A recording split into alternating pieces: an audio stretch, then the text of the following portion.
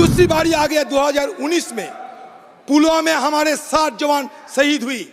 वहां के गवर्नर मालिक साहब ने कहते थे कि वहां के सरकार की लापरवाही से हमारे जवान शहीद हुई थी। मैं नहीं, मालिक साहब गवर्नर कहते थे।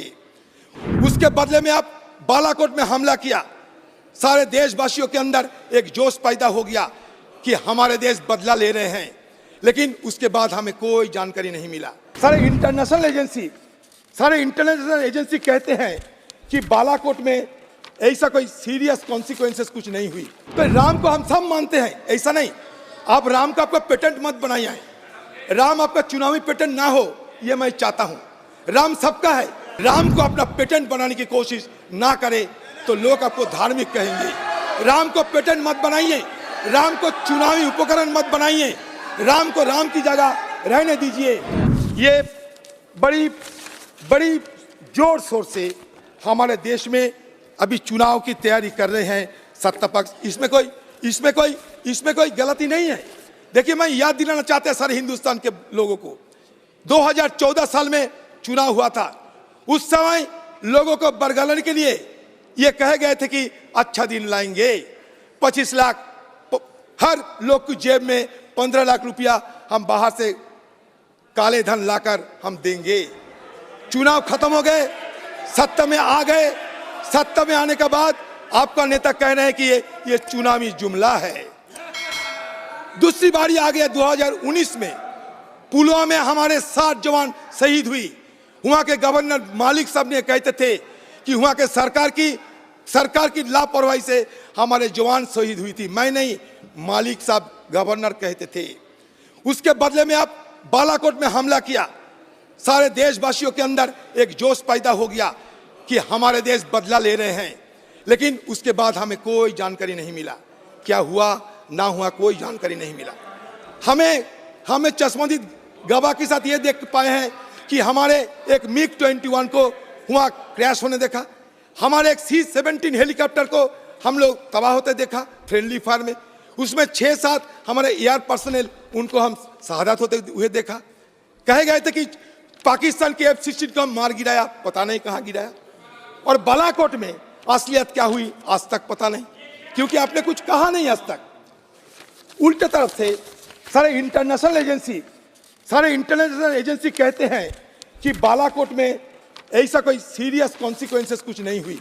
मैं उदाहरण के तौर पर कहना चाहता हूं, analysis of open source satellite imagery by the Atlantic councils digital forensic laboratory, San Francisco based Planet Laboratories, European Space Imaging and Australian Strategic Policy Institute has concluded that India did not hit any targets of significance on the Java hilltop site in the vicinity of Balakot. मैं नहीं कहते, मतलब बालाकोट की घटना आज भी लोगों के सामने स्पष्टीकरण नहीं हुई है। बालाकोट में क्या हुआ है, अगर हो सके तो आप बताइए। हमारे और एक कद्दावर मंत्री आ गए अमित शाह जी, बता सकते कि बालाकोट में असलियत हुआ क्या था। ये आज तक इसका जानकारी नहीं है। फिर नया चुनाव आ रहे हैं। जब चुनाव दरवाजा खटखट रहे हैं तो आप प्रभु राम जी की शरण ले रहे हैं, अच्छा कर रहे हैं। प्रभु राम जी की शरण लेना कोई गुनाह नहीं। आप कहते कि राम राज्य हम लाके देंगे। देखिए महात्मा गांधी को जिस दिन गोली से भून दिया गया था नाथुराम गौडसे नामक एक व्यक्ति द्वारा, उस दिन भी महात्मा गांधी देहांत लेते हुए उस समय कहा था, हे राम। मतलब राम को सब शरण करते हैं। एक राम जो दशरथ का बेटा, एक राम घट में लेटा, एक राम है जो जगत पसेरा, एक राम है जगत से न्यारा। तो राम को हम सब मानते हैं, ऐसा नहीं। आप राम का आपका पेटेंट मत बनाइए। राम आपका चुनावी पेटेंट ना हो, ये मैं चाहता हूं। राम सबका है। और हमारा देश हिंदुस्तान 4 वेद है, यहाँ 4 वेदों हैं, मिलियंस ऑफ गॉड्स, लाखों की भगवान है हमारा देश में, 18 उपनिषद है, 2 महाकाव्य है। ये देश कोई छोटी मोटी देश नहीं। यहाँ आप लोग इस तरीके की राम को अपना पेटेंट बनाने की कोशिश ना करें तो लोग आपको धार्मिक कहेंगे। राम को पेटेंट मत बनाइए, राम को चुनावी उपकरण मत बनाइए, राम को राम की जगह रहने दीजिए। महात्मा गांधी कहते थे इन 1929, महात्मा गांधी कहा था, by Ram Rajya I do not mean Hindu Raj, I mean by Ram Rajya divine Raj, the kingdom of God. For me Ram and Rahim are one and the same deity.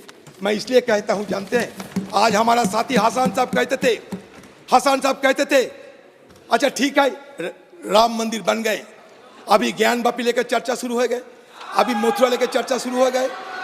तो हमारे देश में राजनाथ सिंह जब ज्ञानी व्यक्ति है, हमारा देश में 20 करोड़ मुसलमान हैं, उन लोगों का मन में डर पैदा ना करो तो बेहतर होगी। आरएसएस बोलते हैं कि हम राम जन्मभूमि के बाद हम और आगे नहीं बढ़ेंगे, लेकिन लोगों के अंदर शंका है, कोर्ट से उनकी पक्षराय चली जाएगी। ये मैं नहीं कहते, लोगों के मन में यह शंका है। तो मैं ये कहना चाहते कि आप कानूनों के दौरान आप एक कानून लाइए, जिस कानून के दौरान इस तरीके की और कोई अतिक्रमण ना हो, नहीं तो इसका बड़ा बुरी असर होने वाला है।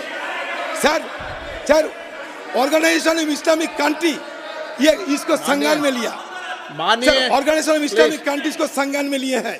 प्लीज सर, हमारे आजू बाजू में सब देश में ऐसा नहीं कि हर जगह हिंदू है, मुसलमान भी रहते हैं, उनका मन में पीड़ा हो, ऐसा काम ना करे तो देश के लिए बेहतर।